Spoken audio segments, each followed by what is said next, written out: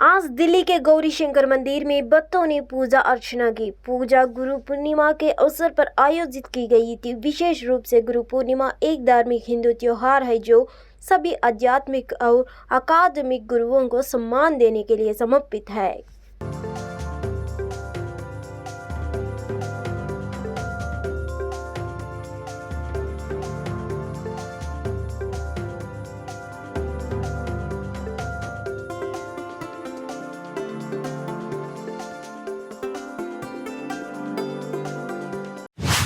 राष्ट्रवादी Congress party के नेता doctor Jitendra Awhad ने आज अपना नियुक्ति पत्र सौंपने के लिए महाराष्ट्र स्पीकर के कार्यालय पहुंचे। पार्टी नेता अजित पवार द्वारा एकनाथ शिंदे के नेतृत्व वाली महाराष्ट्र सरकार के साथ रहने के बाद एनसीपी ने जितेंद्र आव्हाड को विधानसभा अध्यक्ष का मुख्य सचेतक नियुक्त किया। पार्टी राष्ट्रवादी कांग्रेस पार्टी के नेता अजित पवार ने 2 जुलाई को महाराष्ट्र में एनडीए सरकार से हाथ मिला लिया है। उन्होंने सीएम एकनाथ शिंदे और डिप्टी सीएम फडणवीस की मौजूदगी में महाराष्ट्र के उप मुख्यमंत्री पद की शपथ ली। सूत्रों के मुताबिक अजित पवार का समर्थन करने वाले कुछ विधायक शरद पवार के फैसले से नाराज थे। सूत्रों ने बताया कि उन्होंने पटना में विपक्षी बैठक में राहुल गांधी के साथ मंच संज्ञा करने के बाद शरद पवार के एकतरफा फैसला का विरोध किया।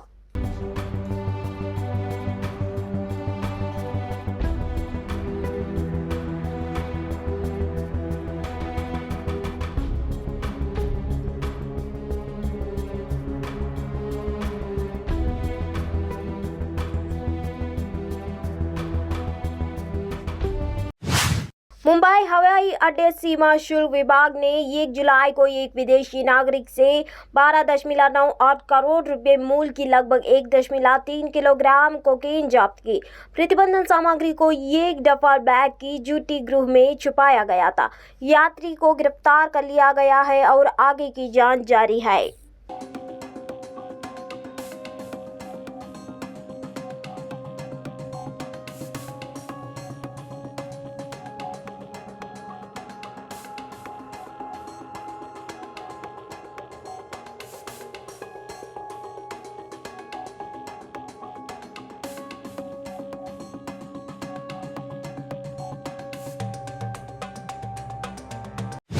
मध्य प्रदेश के छतरपुर में बारिश के मौसम में सांप काटने के बाद मामले बढ़ गए हैं। जिला अस्पताल में एक ही दिन में सांप काटने के लगभग 5 से लेकर 6 मामले आए हैं, जिनमें से कुछ की जान भी चली गई है। चाइल्ड स्पेशलिटी डॉक्टर कविता तिवारी के मुताबिक बारिश के मौसम के कारण सांप काटने के मामले बढ़ गए हैं। आज लगभग 5 से 6 मामले देखा गया। बारिश के मौसम में सावधान रहना और सुरक्षित रहना जरूरी है। मरीज जहर को पूरे शरीर को संक्रमित करने से रोकने के लिए चिकित्सा सहायता के लिए दौड़ने की आवश्यकता है, जिससे मृत्यु न हो। सांपों का निकलना बहुत ज़्यादा अधिकतम हो जाता है, तो अभी कम से कम हर दिन कम से कम 2 से 3 बच्चे या मरीज सांप काटे के आ रहे हैं।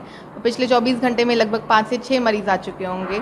और इसमें ऐसा है कि सांप काटने में अगर न्यूरोटॉक्सिक सांप होते तो मृत्यु की संभावना भी काफ़ी रहती है। जैसे कि मान के चले 1 से 2 इन 5 से 6 में 1 से 2 मरीज की मृत्यु भी हो चुकी है इसमें से। तो इसके लिए हमें यही ध्यान रखना है कि बारिश के मौसम में सतर्क रहना है। सांप घरों के अंदर घुस जाते हैं, बिलों में घुस जाते हैं या फिर किनारों में छुपे बैठते हैं, तो हमें ध्यान रखना है कि बच्चों को। बीजेपी सांसद डॉक्टर संजय जायसवाल ने सीटीईटी शिक्षक अभ्यर्थियों पर लाठीचार्ज के लिए बिहार के सीएम नीतीश कुमार की आलोचना की। उन्होंने हाल ही में कथित तौर पर 8वीं वर्ष सरकारी नौकरियों की प्रवेश परीक्षा में नियमों में बदलाव किया। संजय जायसवाल ने कहा, यह दुखद है कि पिछले 11 महीनों में बिहार सरकार ने अभ्यर्थियों को सड़कों पर पीटा है। शिक्षा मंत्री खुद अशिक्षित है। इस बीच बिहार पुलिस ने केंद्रीय शिक्षक पात्रता परीक्षा के अभ्यर्थियों पर लाठीचार्ज किया, क्योंकि वे आदिवासी नियम समाप्त होने को लेकर पटना में राज्य सरकार के खिलाफ प्रदर्शन कर रहे थे। प्रदर्शनकारी अभ्यर्थी भर्ती ने डोमिसाइल नीति लागू करने की मांग कर रहे हैं। सर्टिफिकेट बनवाया, सब कुछ किया, लेकिन नीतीश कुमार जी की आदतन पलटी मार है।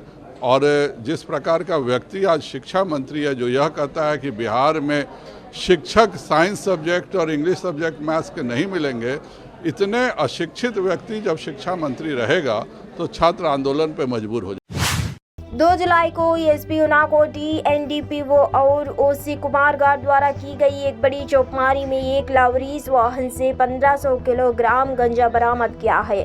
गंजा 7 पैकेटों के अंदर पैक किया गया था और इसकी कीमत लगभग 2 करोड़ से अधिक है। पुलिस ने बरामद दवाओं को जब्त कर लिया गया और एनडीपीएस अधिनियम की संबंधित धाराओं से तहत मामला दर्ज किया है। गुप्त सूचना के आधार पर हमने कुमारघाट से एक लावरीज वाहनों को हिरासत में लिया। हम वाहन को पुलिस स्टेशन ले गए और इसकी जांच करने के बाद हमें गंजा के लगभग 60 पैकेट मिले। इसका अनुमानित वजन 1500 किलोग्राम है और इसकी कीमत लगभग 2 करोड़ है और 25 लाख। उनाकोटी एसपी कांता जगीर ने कहा। बेस पर हमने एक व्हीकल को डिटेन किया जो बेचेरा में ड्यू टू नाका चेकिंग वो छोड़कर भाग गया था, छुप गया था। तो इस व्हीकल को हम लोग डिटेन करके लेकर आए। इस व्हीकल का नंबर है AS01MC0388 और जब हमने इसको ओपन किया तो इसमें 60 पैकेट्स गांजा के मिले हैं। अप्रोक्सीमेट वैल्यू जो है इसका ये है 1500 kg और वैल्यू है 2 करोड़ 25 लाख रुपीज़। तो अभी तो प्रॉपर केस इसमें रजिस्टर होगा और आफ्टर इन्वेस्टिगेशन इसमें बाकी डिटेल्स दी जा सकती है।